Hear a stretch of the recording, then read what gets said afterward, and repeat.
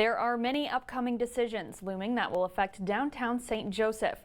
Our guest tonight on Community Conversations with Charles Christian is Pastor Tim Doyle, a minister of a downtown church and a member of the St. Joseph Planning Commission. Charles. Thank you, Morgan. Pastor Tim, thanks for joining us tonight. Hey, my pleasure. I know it's a particularly busy week, and in fact, we'll talk about that right away. It's Holy Week, and you're a part of a pretty big community Good Friday service that's happening tomorrow. Tell us about that really quick. Absolutely. 10 churches coming together. It's kind of a rare thing to see that many pastors cooperating, especially on a big weekend, like you say. Sure. But for these guys to lay down their agenda and say, you know what's a higher purpose is us showing unity and churches coming alongside one another, being for each other.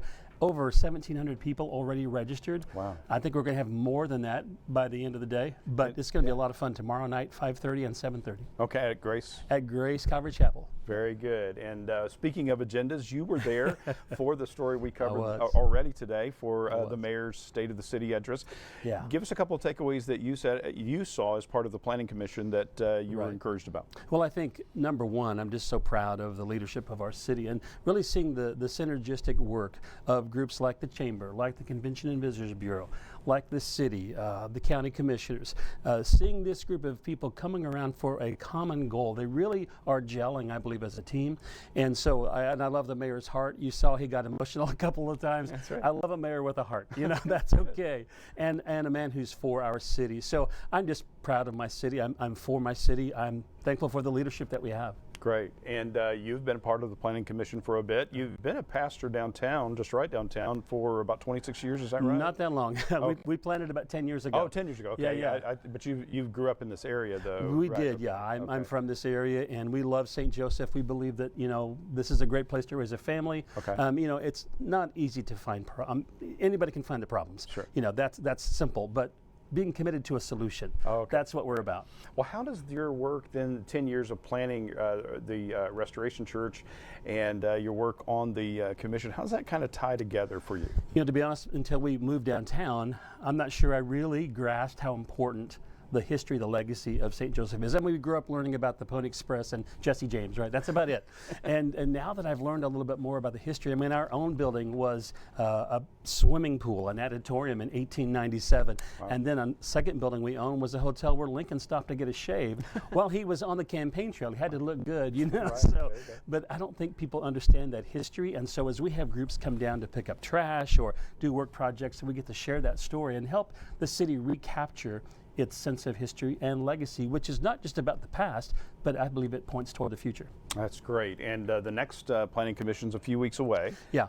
And do you still serve as vice chair of that? Yeah, that's right. Yeah. That's right. I've been on the Planning Commission for a couple of years now, and the Downtown Association before that. Great. Now, what are some of the big agenda items you see coming up here at the next meeting? Well, the city staff has done a great job of revamping some of our city codes and things and bringing us really from the 1800s up to current day.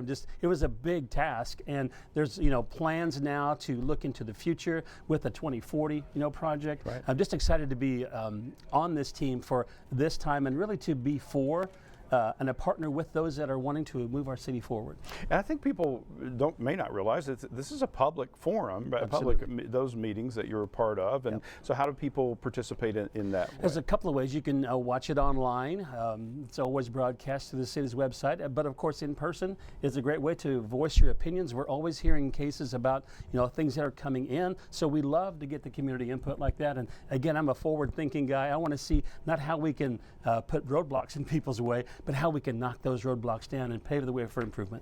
That's great. Now, one of the projects your church is a part of that's also kind of a part of this revitalization of downtown has to do with the possibility of adding maybe a grocery store. Yeah, we're excited about that. So that same building that was a hotel where Lincoln stopped in would be a perfect location. It's like the oldest 3-story brick building in the city of St. Joseph. Oh, wow. So we love to capture that history, to restore a historic property, but also provide an amenity that will help the largest food desert in the city, which is the 64501 zip code. Oh my, okay. Well, finally, just some networking. You've talked about the way that the different groups have worked together, and that's been an ongoing theme, I think, with guests we've had on this portion.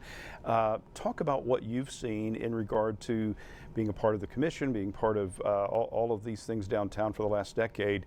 How have you seen this networking happen for the benefit of St. Joe? Yeah, well, I've worked with 4 different mayors now, bringing pastors together in the city. So for 30 plus years now, we've been an advocate for city development and moving forward. And I really, again, I see with this kind of generation of leadership with a new college president. We'll be getting a new chief of police here very soon. You know, new mayor, new city council. The leadership at all levels, I just see really working together, I believe, in unprecedented fashion. And I'm excited about what I'm seeing, but I also know, as the mayor pointed out this morning, it's going to take all of us working together to accomplish the goal, and we all want St. Joseph to advance, and when that's our goal, we can't help but win. There you go. Well, Pastor Tim Doyle, thank you very much for being a part of Community Conversations tonight, for the work you do, and thank you for tuning in. We'll have more news after the break.